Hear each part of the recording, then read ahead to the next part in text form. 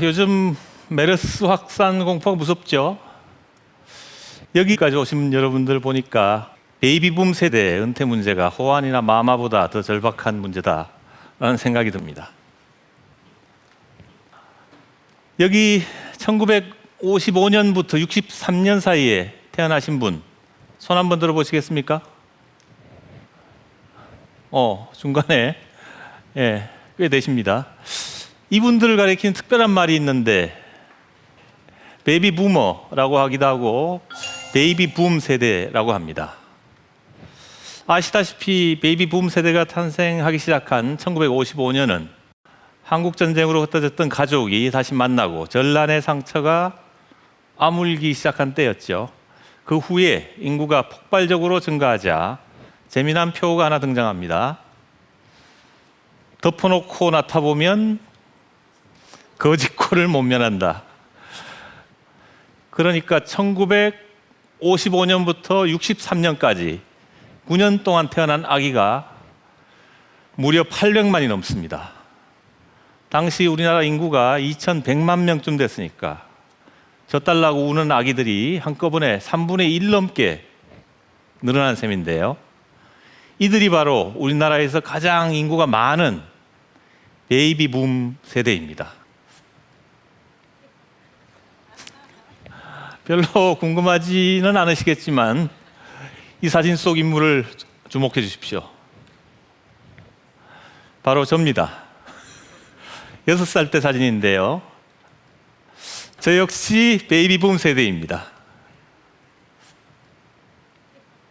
그런데 이들 베이비 붐 세대와 같은 거대한 인구 집단이 우리나라에만 있는 걸까요? 중국, 일본, 미국, 캐나다, 호주, 유럽 전 세계 곳곳에 베이비 부머라고 불리는 거대한 인구 집단이 있습니다. 이들의 공통점은 전쟁이 끝난 직후 폭발적인 인구 증가를 경험했다는 겁니다. 그런데요, 베이비 붐 세대에게 한 가지 문제가 있습니다. 2015년 바로 올해부터 베이비 붐 세대의 은퇴가 본격적으로 시작됐습니다. 2020년이 되면 700만 명에 달하는 거대한 인구 집단이 사회에서 퇴장하게 됩니다. 이게 바로 우리가 베이비 붐 세대의 은퇴에 주목해야 하는 이유입니다.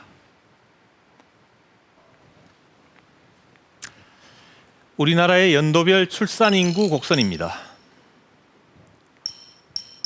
완만하게 진행되던 곡선이 갑자기 절벽에 오르는 것처럼 가파르게 상승합니다. 그리고 출생 인구가 처음으로 100만 명을 돌파하며 정점을 찍은 게 1958년인데요. 이때 그 유명한 58년 개띠들이 태어났습니다. 폭발적인 인구 붐은 1963년까지 이어졌습니다.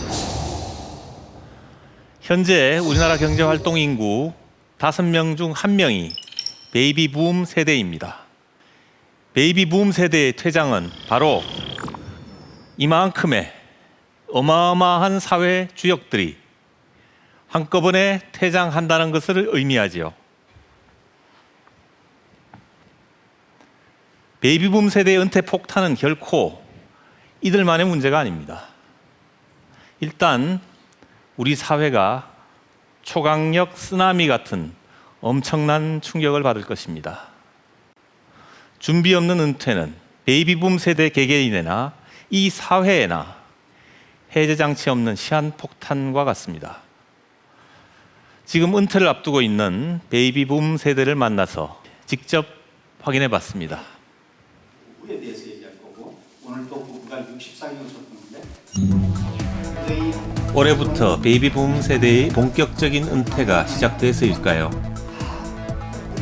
전국 곳곳에서 은퇴라는 타이틀을 건 다양한 강연들이 진행되고 있었습니다. 은퇴를 앞둔 베이비 붐 세대도 어렵지 않게 만날 수 있었습니다. 불안하죠. 많이 불안합니다. 왜냐면 너무 젊은 나이에 은퇴를 하다 보니까 은행은 55세만 되면은 무조건 옷 벗고 나와야 돼요. 네, 그러니까 집에서 저만 그런 게 아니라 모든 은행원은 다 그래요. 부동산이나 현금이나 그게 지금 자녀들 문제가 있기 때문에 그게 지금 오로지 그 재산이라고 볼 수 없죠. 현재는 좀 불안하죠. 아직 뭐 준비된 저희가 없으니까 은퇴 후에 써야 될 돈 같은 거라든지 건강이라든지 이런 걸 챙기기 위해선 돈이 필요하잖아요.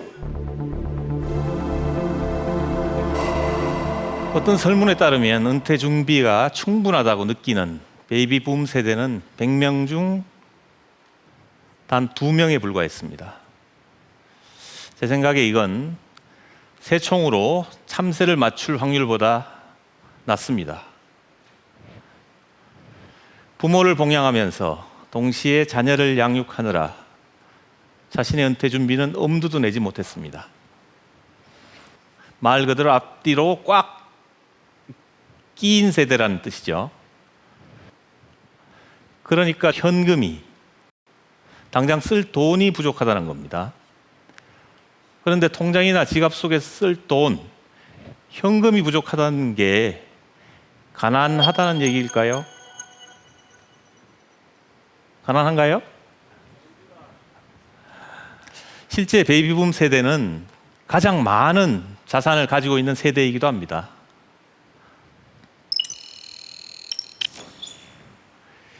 베이비붐 세대의 평균 자산은 3억 9천만 원입니다. 이 자산 중에 금융자산, 즉 현금이 차지하는 비율은 보시는 것처럼 6천만 원 정도밖에 안 됩니다. 그렇다면 이 나머지는 뭘까요? 네, 부동산입니다. 베이비붐 세대가 갖고 있는 부동산 중 10중 8구는 아파트입니다. 웬만큼 살던 중산층도 은퇴하면 아파트 한 채만 달랑 남는단 말이 괜히 나온 게 아니죠. 제가 우리나라에서 전형적인 중산층으로 살아온 한 남자의 아파트와 함께한 인생을 들여다봤습니다.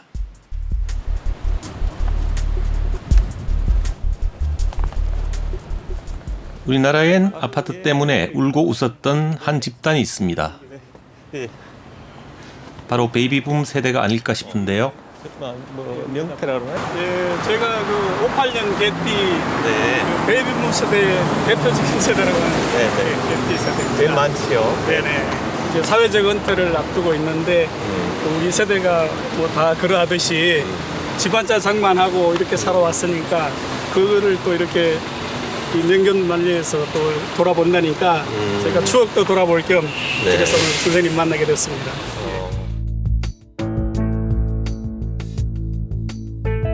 40여 년 전 서울로 상경한 김기배 씨에게 아파트는 꿈 그 자체였습니다. 예, 우회전 하시면 되죠. 대방교에 따라가시면 돼요. 우리는 그가 지나온 아파트 인생의 궤적을 따라가 보기로 했습니다. 김 씨는 1,000만 원으로 작은 아파트에 전세를 얻어 신혼생활을 시작했는데요. 아파트로 첫 입주한 또 3층 전세로 들어온 집이죠. 이때 처음 김 씨에겐 빚이 생겼습니다. 사실은 뭐 보시다시피 크지 않고 조그만 서민 아파트니까 가능했는데 뭐 있는 돈을 다 끌고 이제 회사에서 대출 받고 뭐 나름 또 은행에서 받을 수 있는 거 받고. 당시 아파트는 모두가 갈망하는 거주 공간이었습니다. 전국 아파트 모델하우스마다 엄청난 사람들이 몰렸고 매물이 나오기 무섭게 팔려나갔습니다. 첫 아들을 이 아파트에서 이제 낳죠. 저는 기뻤죠. 또 애들 키우고 행복했던 기억이 가득한 곳입니다. 비록 내 집은 아니었지만 김기배 씨는 이 아파트에서 중산층 진입에 희망을 품었습니다. 내 집 마련을 목표로 누구보다 열심히 일한 시기이기도 하고요.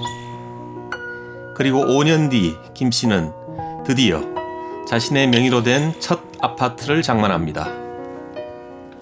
경북 상주에서 정말 상주에서도 시골 거기서 한 5가구 6가구만 사는 그 조그만 시골에 태어나가지고 서울 와가지고 내 돈으로 모아가지고 이 집을 사서 들어간다는 거 진짜 성공한 같은 기분이 들었다니까요. 서울에 내 집을 장만했다는 게.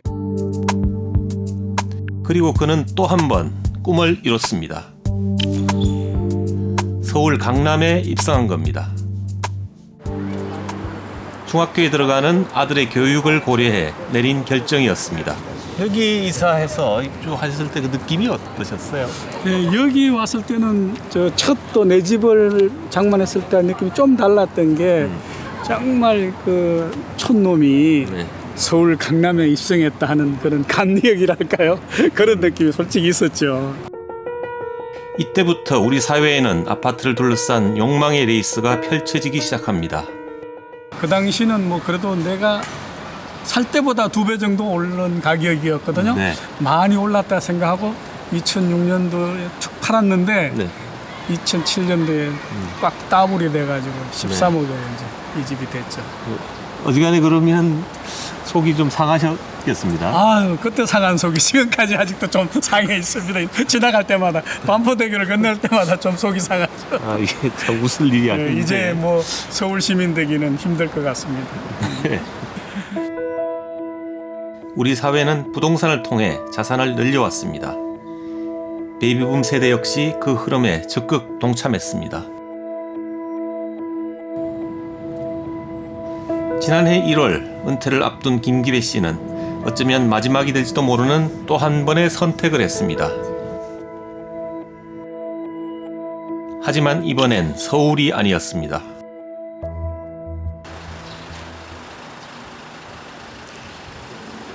큰 집에 뭐 둘이 있을 필요가 없잖아요. 예, 그렇죠. 그래서 줄여서 네. 이렇게 실용적으로 살기 위해서 이쪽으로 옮기게 됐습니다. 예. 들어가시죠. 예전에 비해 집 크기는 절반으로 줄었습니다. 아, 저도 역시 뭐 여유 재산이나 이런 건 없습니다. 왜냐하면 애들 공부시키느라고 네. 다 뒷바라지 아니라 다 들어가서 저축한 재산은 뭐 없고요. 그냥 집 한 채죠. 네. 사실은. 예, 그리고 뭐 노후라고 해야 이제 얼마 안 되는 국민연금. 네. 네, 뭐 그 정도 퇴직금 조금.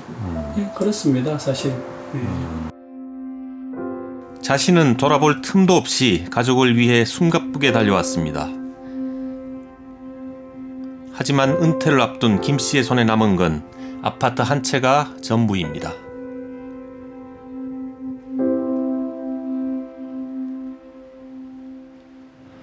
제 삶에서도 아파트는 한 가정의 가장으로서 자립의 상징이었습니다. 저는 1988년 결혼과 함께 부모님의 도움을 받아서 16평 아파트에 전세로 들어갔습니다. 그러다가 1990년대 초반에 기막힌 행운으로 24평짜리 민영 아파트를 추첨으로 분양받았습니다. 처음으로 제 집을 가지게 된 거죠. 그로부터 2년 뒤 부모님과 함께 살기 위해 제가 살던 아파트를 팔았는데요. 그 사이 아파트 값이 서너 배로 껑충 뛰어 있었습니다. 제가 특별히 운이 좋았냐고요? 그때 그 정도는 많이 받은 것도 아니었습니다. 돌이켜보면 편리한 생활, 문명의 혜택, 중산층으로의 진입을 보장하는 다차원적인 공간이 바로 아파트였습니다.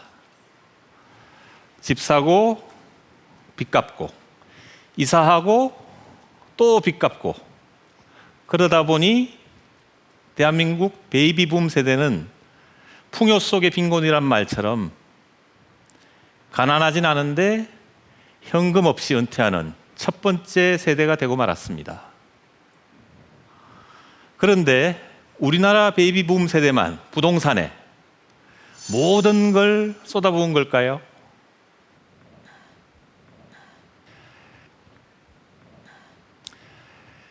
세계 각국의 자산 중 부동산이 차지하는 비율을 살펴보죠. 자, 우리나라는 전체 자산에서 부동산이 차지하는 비중이 80% 정도입니다. 다른 나라는 어떨까요? 미국, 일본, 영국 다 비슷비슷한데요. 우리나라보다 훨씬 낮은 수준입니다. 저기 유일하게 스페인을 빼놓고는 말이죠. 80%는 전 세계에서 가장 높은 수치입니다. 그럼 가까운 나라 일본과 비교해 볼까요? 일본은 우리나라의 절반 수준입니다. 왜 이런 차이가 발생한 걸까요? 그 이유를 알아보기 위해 일본으로 향했습니다.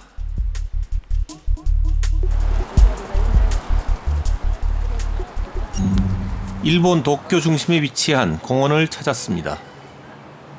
이곳은 일본 베이비붐 세대인 단카이 세대가 자주 찾는 곳인데요. 올해 68, 이시다 씨 역시 단카이 세대입니다. 団塊世代は、要は人数がね一番多いです。その定年がね、65ぐらいに伸びてます。だけれども、多くの人はもう定年会社辞めてもう定年になってます。 단카이 세대는 47년부터 49년 사이에 태어난 인구 집단으로 일본을 세계 제2의 경제 대국으로 이끈 주역들입니다. 단카이 세대는 2012년부터 산업 일선에서 썰물처럼 빠져나갔습니다. 은퇴 준비는 어떻게 했을까요?ね、一般的にサラリーマン貯蓄が週に来てるから、大体みんな貯蓄してるんじゃないですか、若い時から。それでね、値上がりっていうのはあまり考えてないよね。 지금은 부동산에 별다른 기대가 없지만 처음부터 그랬던 건 아니라고 합니다. あとは昔だと痛いっていうのは個人、僕なんかの友人でいうとやはり同じように、自分で高い時にマンションとか家を買ってその評価がどんどんバブルが崩壊して下がってくる。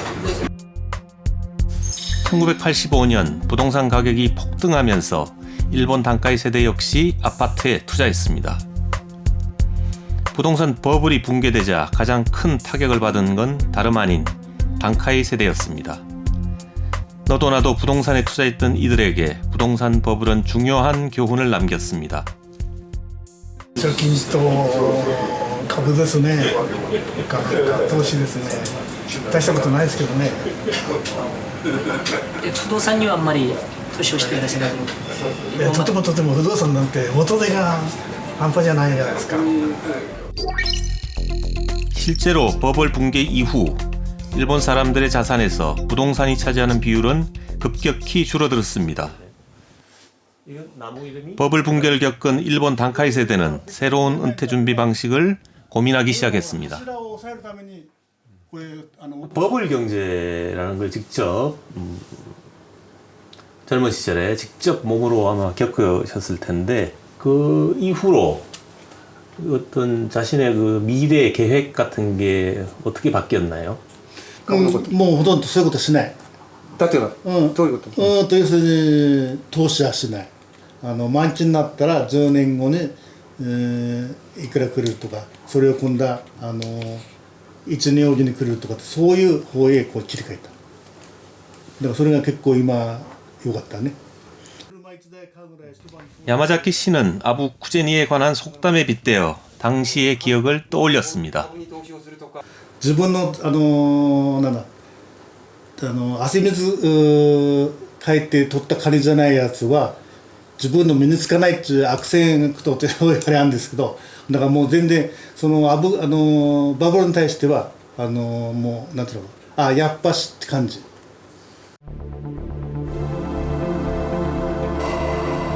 가쿠다 씨를 포함한 일본의 단카이 세대는 부동산을 통한 재산 정식에는 전혀 미련이 없어 보였습니다. 그래서 그런지 오히려 여유가 있었습니다. 거품 경제 이후 부동산에 대한 기대를 완전히 버리고 노후를 위해 현금을 더 많이 보유하는 쪽으로 방향을 바꿨고 비교적 넉넉한 연금 혜택으로 은퇴를 맞이할 수 있었다고 하는데요. 하지만 우리나라 베이비붐 세대는 일본과는 전혀 사정이 다릅니다. 우리나라 베이비붐 세대는 오로지 부동산에만 투자하다 보니 부동산에 대한 기대, 관심, 위험성 또한 높아질 수밖에 없었는데요.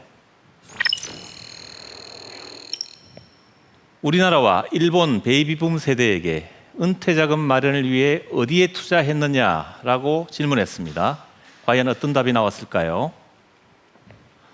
한국 베이비붐 세대는 절반가량이 부동산을 꼽았습니다.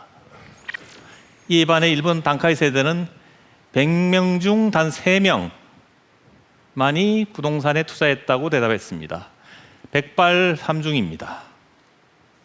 이것만 봐도 우리처럼 자산의 80% 이상을 부동산으로 보유하고 있다는 건 굉장히 기형적인 현상이라고 할 수 있습니다. 자, 그러면 앞서 우리나라처럼 부동산 비중이 굉장히 높았던 나라가 있었는데 기억나세요? 네, 스페인입니다. 도대체 스페인은 왜 이렇게 부동산 비율이 높은 걸까요? 혹시 우리처럼 이 나라 사람들도 부동산에 대한 기대가 엄청났을까요? 지금 스페인에선 무슨 일이 벌어지고 있는지 직접 확인해 봤습니다.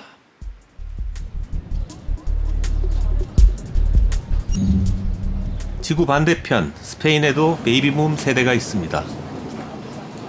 스페인 내전 이후 경제가 회복되기 시작한 57년부터 77년까지 태어난 인구가 1,500만 명이나 됩니다.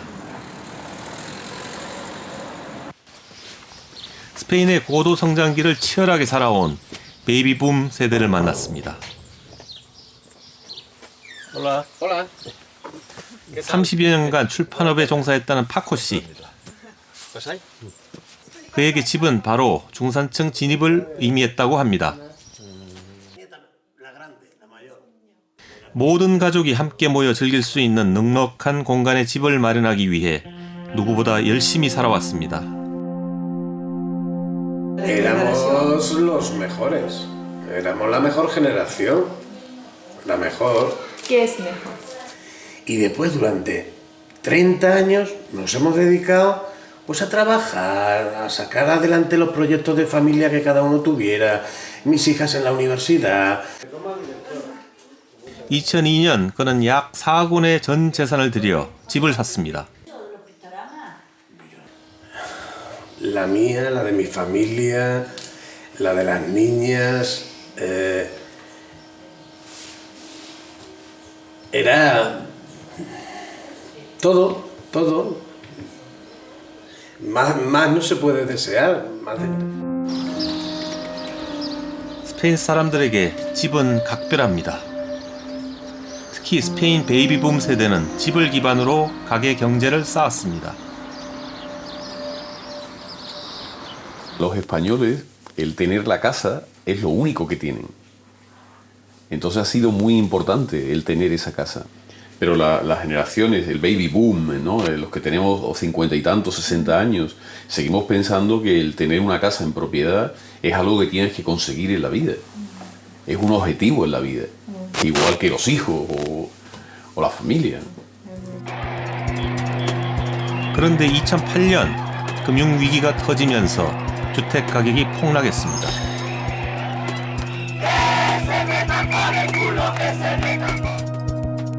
특히 스페인 금융당국의 무리한 정책이 더해지면서 대출을 받아 내 집을 마련한 사람들의 꿈은 산산조각 났습니다. O sea, el desastre de esta burbuja es de tal... Mira, aquí hay un poquito más allá, hay dos casas nuevas. La tenían más alta incluso que esta. O sea, estaba en 440.000 euros. Ahora ni 200.000 euros. O sea, bueno, la tienen puesta a 200.000 y no la venden. O sea, no se vende absolutamente nada, ¿no? 평범한 사람들이 한순간에 평범한 선택을 했는데 그것 때문에 일생일대 큰 공경을 다 겪고 있네요. 마드리드 외곽에 위치한 발데루스. 수도에서 고속철로 15분 거리에 위치한 전원 신도시로 각종 투자가 몰렸습니다. 하지만 주택 가격이 폭락하자 아파트 공사는 중단됐습니다. 신도시의 단꿈에 빠져있던 사람들은 교육, 의료 등의 기반 시설이 제대로 갖춰지지 않은 도시에서 빚에 허덕이며 살아갑니다. Mucho menos. Esas que valen 50 o 60.000 euros. Las que valían 250. No ilusión por darle algo a sus hijas, a mi hermana y a mí. Ellos ya son mayores. Dentro de poco se jubilarán. Entonces, ilusión por dejarnos una casa aquí, un negocio y dejarnos un futuro preparado. 베이비붐 세대인 오노프레 씨 역시 버블 전 풍경 좋은 해변가에 집을 한 채 장만했습니다. 자녀의 미래를 위해 빚을 져 투자한 겁니다. Pensaba en ganar dinero para mis hijos. Yo me estoy viniendo un poquito abajo en mi ilusión. Me estoy desencantando. 또 다른 베이비붐 세대인 마리아 씨. 7년째 월급의 절반 이상을 빚 갚는 데 쓰고 있습니다. Tengo 57, pues me queda todavía un poco de tiempo. Eso es lo que espero que me dejen trabajar. 가족과 사회를 위해 열심히 일한 스페인 베이비붐 세대. 자신들의 전부였던 집이 오히려 은퇴 이후의 삶을 공격하고 있습니다. Si es que, joder, dices, un ciudadano ejemplar, dice, Paco, bueno, aquí estoy. Trabajar y sacar adelante la familia y te encuentras con esto y dices, hombre, esto no me puede estar pasando a mí, ¿no? Esto no me puede estar pasando a mí. Está pasando a la gente de mi edad, un poquito mayores, un poquito menores, pero... 스페인에서는 전 국민의 3분의 1이 부동산 때문에 생긴 가계부채를 감당하느라 허리가 휘고 있다고 합니다. 어떤 이들은 노후의 최후보로인 연금마저 빚을 갚는 데 쓰고 있습니다. 거품이 잔뜩 낀 집을 사지 않았더라면 그들은 좀 더 편안한 노년을 맞이했을 겁니다. 저 평소 성석재 씨의 소설 팬인데, 그리고 투명인간이라는 작품 아주 흥미롭게 인상 깊게 읽었는데 오늘 이 자리에서 뵙게 되어서 참 반갑습니다. 저희 부모님도 베이비붐 세대세요. 그래서 많은 분들이 그러하시듯 작은 집에서 조금씩 평수를 넓혀가며 그렇게 성실하게 살아오셨는데, 집이 가진 재산의 전부라는 점에서 스페인과 한국이 닮았다는 모습이 참으로 흥미롭고, 사실 오늘 정말로 처음 알았습니다. 스페인이 우리와 비슷하다는 점에서. 지금 이 자리에는 스페인 베이비 부머이신 분이 한 분 나와 계신데요. 제가 잠시 이야기를 나눠보겠습니다. 건축가 다니엘 바에 씨, 안녕하세요. 네, 안녕하세요. 네, 오늘 영상 어떻게 보셨습니까? How did you see the VCR? I think it's very accurate with the situation in Spain. I think the case is very similar to Korea. It's most of the baby boomers have a mortgage, or they've asked for a loan very early in their lives when they become basically after marriage. It's true that the generation of baby boomers coincide with Spain entering the EU, Euro. And then the loans suddenly became very accessible, very cheap for Spanish people.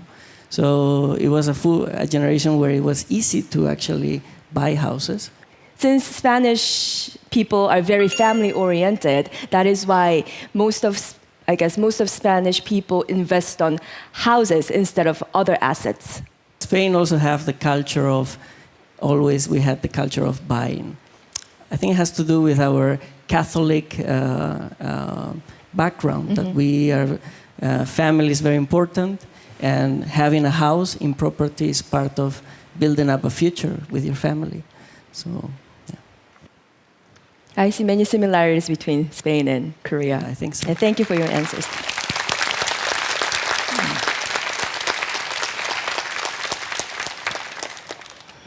제가 스페인을 취재하면서 인상적이었던 게 그들이 굉장히 가족 중심적이라는 것이었습니다. 어느 집이든지 가족 사진이 가장 잘 보이는 곳에 전시되어 있는 모습이 시선을 끌더군요. 또 한 가지 흥미로웠던 것은 스페인 사람들에게 집은 대출, 사업, 상속, 노후 대책 등 다목적적인 의미가 있는 흡사 다목적 댐처럼 말이죠. 우리나라 베이비붐 세대와 정말 쌍둥이처럼 닮아 있었습니다. 우리가 스페인이라는 타산지석처럼 되면 안 되겠죠. 그럼에도 불구하고 저를 비롯한 우리나라 베이비붐 세대 가운데 여전히 아파트에 기대를 걸고 있는 분들이 많습니다. 아파트 가격이 예전처럼 가파르게 오르진 않더라도 물가 상승률만큼은 올라서 내 노후를 도와줬으면 그런 기대를 버리지 못하는 게 사실이죠. 어떠세요? 그렇지 않으세요? 그런데 만약에 저와 여러분이 갖고 있는 아파트에 대한 기대감이 충족이 된다면 어떤 일이 벌어질까요? 저는 아주 인상적인 시뮬레이션을 영산대 서정률 교수에게 부탁했습니다.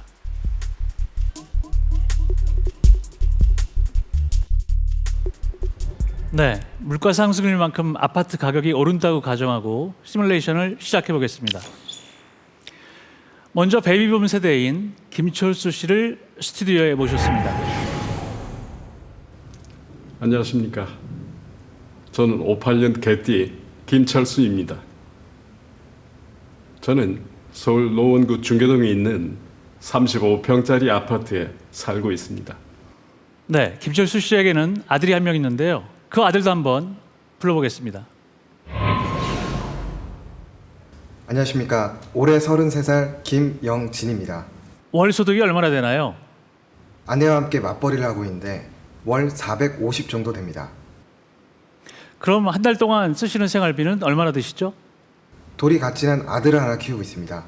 기본적인 생활비에 이것저것 다 따지면 월 지출액이 350 정도 되더라고요. 네, 소득에서 지출을 빼면 김영진 씨에겐 매달 100만 원가량의 여윳돈이 생깁니다. 1958년생인 김철수 씨는 43살에 이 35평짜리 아파트를 샀습니다. 현재 5억 원 정도에 거래되고 있는데요. 2005년부터 14년까지 총 10년간 서울의 물가 상승률만큼 아파트 가격이 오른다고 생각하면 10년 뒤엔 6억 1천만 원 정도가 됩니다. 자, 그런데 아파트 가격이 6억 1천만 원이 되려면 누군가는 이 가격에 아파트를 사야 된다는 얘기가 됩니다. 그러면 김철수 씨가 그랬던 것처럼 아들 김영진 씨가 43살이 돼서 아파트를 사려면 어떤 일이 벌어질까요? 소득 역시 물가 상승률만큼 오른다고 가정하고 매달 여윳돈을 모두 저축할 경우 김영진 씨가 10년 동안 모을 수 있는 돈은 약 2억 원입니다. 6억 1천만 원의 아파트를 사려면 4억 1천만 원이 부족합니다. 그러면 어떻게 하면 이 아파트를 살 수 있을까요? 네, 바로 대출을 받아야 됩니다. 그것도 무려 4억 1천만 원이나 빚을 져야 하는 것이죠. 김영진 씨의 소득이 물가 상승률대로 유지된다고 할 때 대출받은 4억 1천만 원은 약 22년 뒤에 한갑 이후가 돼야 다 갚을 수가 있습니다. 그런데 4억 1천만 원이라는 가계부채가 김영진 씨 혼자만의 문제가 아니라는 겁니다. 10년 뒤 서울에서 김영진 씨처럼 주택을 구입할 수 있는 가구 수는 약 45만 가구 정도입니다. 이들이 4억 1천만 원씩 대출받는다고 하고 단순 곱하기만 해도 약 185조 원이란 천문학적인 빚이 발생하게 됩니다. 우리나라 한해 예산의 절반 수준입니다. 네, 지금 우리가 본 시뮬레이션은 적어도 물가 상승률만큼 아파트 가격이 오른다면 특히 젊은 세대의 가계부채가 엄청나게 늘어날 수밖에 없다는 이야기인데요. 우리 다음 세대가 빚지지 않고 집을 장만할 방법은 없나요? 없습니다. 시뮬레이션을 통해서 등장한 그 김영진 씨는 월 가구소득, 그러니까 월평균 가구소득인데요. 우리나라의 허리 정도라고 할 수가 있습니다. 그런 김영진 씨도 사실 빚 없이는 아파트를 사는 것이 현실적으로 불가능합니다. 로또에 당첨되거나 아니면 부모님으로부터 아파트를 상속받지 않는 한 아파트로 인한 김영진 씨의 가계부채는 사실 늘어날 수밖에 없죠. 안타까운 건 베이비붐 세대와 똑같은 패턴이 바로 그 자녀 세대, 에코 세대에게도 이어지고 있다는 뜻이죠. 우리 베이비붐 세대는 아닌 게 아니라 오랫도록 마치 경마장에서 양쪽 눈을 가린 말처럼 앞으로만 달려왔습니다. 그러다 보니까 옆에 어떤 사람이 가난한지 슬픈지 힘든지 그런 것도 모르고 오로지 1등을 바라보고 자신이 1등이 되든지 아니면 1등의 등짝을 바라보든지 달려왔었죠. 근데 오늘 지금 하신 말씀은 그런 점에서 많은 시사를 던진 말씀 같습니다.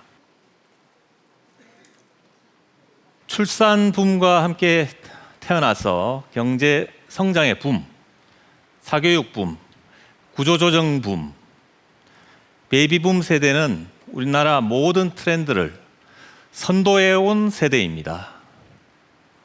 부동산 붐도 마찬가지였죠. 물론 이들에게도 당연히 할 말이 있습니다. 부모를 모시고 자식을 키우는 샌드위치 세대로서 부동산은 자산을 늘릴 수 있는 손쉬운 방법이었기 때문이죠. 하지만 저는 우리의 노후를 더 이상 아파트라는 하나의 광주리에 담아둬서는 안 된다고 생각합니다. 그렇다면 집단 은퇴를 코앞에 두고 있는 우리 베이비붐 세대는 어떤 선택을 해야 될까요?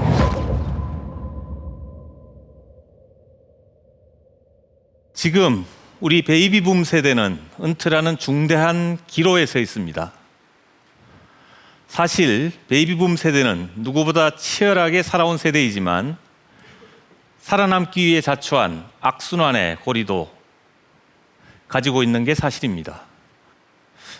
이번 일을 계기로 만난 베이비붐 세대들은 지금 여기서 우리가 뭉쳐서 행동하지 않으면 우리의 다음 세대가 더 큰 위기를 맞을 것임을 잘 알고 있었습니다. 이제 그들 700만이 움직이고 있습니다. 베이비붐 세대가 만들어낼 그 놀라운 변화와 기적 같은 순간들을 소설가인 저는 놓치지 않고 끝까지 기록하겠습니다.